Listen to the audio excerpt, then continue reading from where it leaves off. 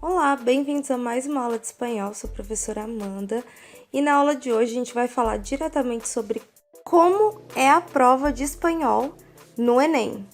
A gente já viu várias questões relacionadas à gramática, pronomes, como que funcionam as palavras, mas nessa aula a gente vai falar diretamente de como é a prova do Enem em espanhol e como que a gente vai fazer a interpretação dessa prova para a gente se sair bem. Então, no vídeo de hoje eu vou dar algumas dicas para a gente resolver e interpretar a prova de espanhol no Enem. A prova de espanhol, ela acontece no segundo dia do exame do Enem. Ela vem entre as 45 questões de linguagens, códigos e suas tecnologias. E a gente só tem 5 questões de espanhol para responder. Então, o que acontece? O que é mais importante para a gente conseguir interpretar a prova de espanhol? Uma das coisas mais importantes na interpretação, não apenas da prova de espanhol, como de qualquer língua, até mesmo o português, é a gente entender o que a questão está pedindo. Porque às vezes a gente vai ter respostas ali que tem a ver com o texto, só que não é o que a questão está pedindo. Então, a primeira dica da interpretação é se atentar a exatamente o que a questão pede que você responda. Então, não apenas a interpretação e o entendimento do texto que a prova nos oferece é importante, como também a gente entender e interpretar bem o que a questão pede que a gente responda, que a gente extraia desse texto. É muito importante a gente se atentar ao título do texto também, porque de repente essa pergunta pode ser referente ao título, então a gente tem que ver tudo como um conjunto, né? Você tem que entender o texto, mas você também tem que entender o que a questão quer que você dê de informação ali sobre aquele texto. O Enem espera que você saiba. Ele espera que você saiba associar palavras e expressões ao tema da questão, demonstrar que possui familiaridade com informações, tecnologias e culturas estrangeiras, conheça estruturas linguísticas, sua função e seu uso social, e reconhecer a importância da produção estrangeira como representação da diversidade cultural e linguística. O que isso tudo quer dizer?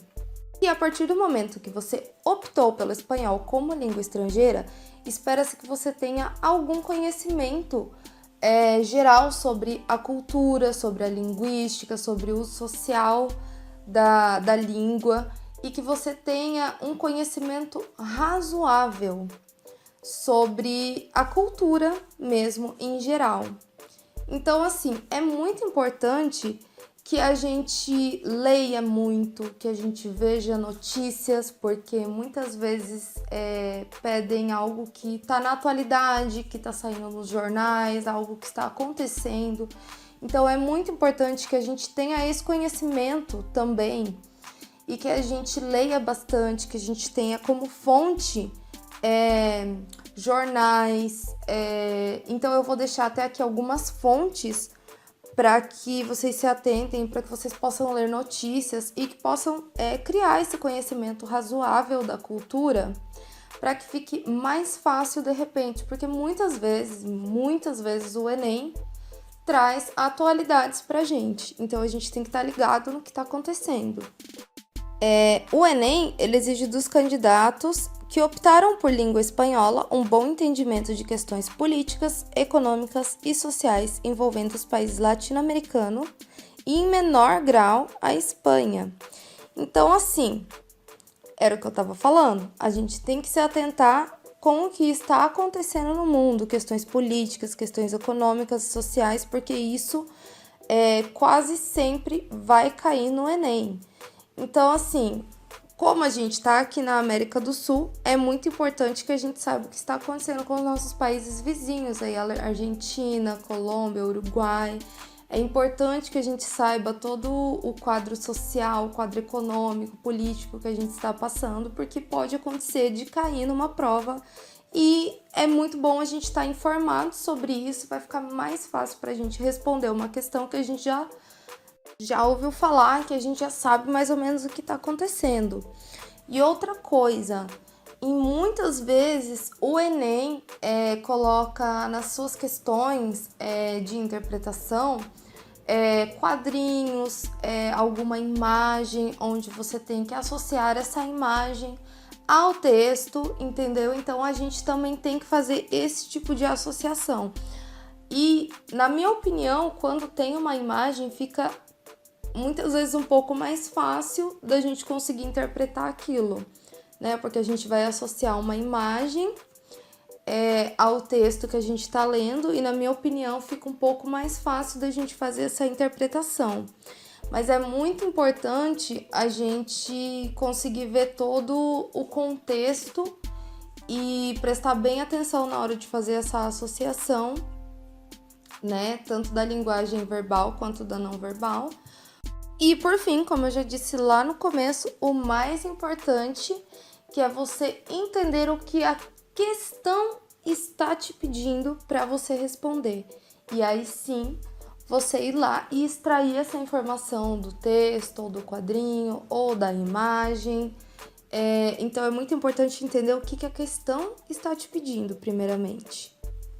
E com isso a gente tem um último tópico, que é: mas eu vou ler um texto e pode ser que eu não saiba todas as palavras, pode ser que eu não consiga traduzir palavra por palavra. E você nem precisa traduzir palavra por palavra, porque se você conseguir ler aquele texto e você souber uma grande quantidade de palavras e você não souber uma, pelo contexto, você vai conseguir interpretar. Então, é lógico, é importante que você tenha um conhecimento de vocabulário grande, né? Que no caso você vai conquistar lendo de jornais, lendo de revistas, lendo notícias na internet, ou até mesmo coisas que não são tão formais, mas assim, é importante, como eu falei, você saber um pouco da cultura, saber o que está acontecendo nos países aqui ao nosso redor. Então, se você pegar notícias para ler, pegar notícias novas para ver o que está acontecendo, você, a partir disso, já vai adquirindo o vocabulário sobre aquele assunto que você está lendo, né? Você vai conhecendo novas palavras. Então, isso é muito importante, mas não é tudo. Você não precisa saber literalmente todas as palavras que estão naquele texto. Se você souber uma boa quantidade de palavras, você vai conseguir interpretar esse texto. Você vai conseguir interpretar pelo contexto, né? Mas sempre atentos, por isso que é importante a gente conquistar vocabulário sobre muitos assuntos. Muita atenção, porque como na nossa última aula de falsos cognatos, né? É algo para se atentar, né? De repente uma palavra que parece muito uma coisa, que você bate o olho e fala e vê que ela tem uma grafia parecida com alguma palavra do português e às vezes não tem nada a ver. Então, assim, sempre prestando atenção em todos esses detalhes. Por isso é tão importante ler notícias, ler jornais, ler revistas e adquirir uma fonte grande de vocabulários para ficar mais fácil. Aqui a gente tem alguns conteúdos que você pode focar, isso fora toda a parte de pronomes que a gente teve nas últimas aulas, que também é muito importante, cai bastante no Enem. Então, assim, são todos conteúdos que vão te ajudar na hora de você fazer a sua prova, né? Para ficar o mais tranquila possível de você fazer. E é isso aí, gente. Eu espero que tenha ajudado essas dicas.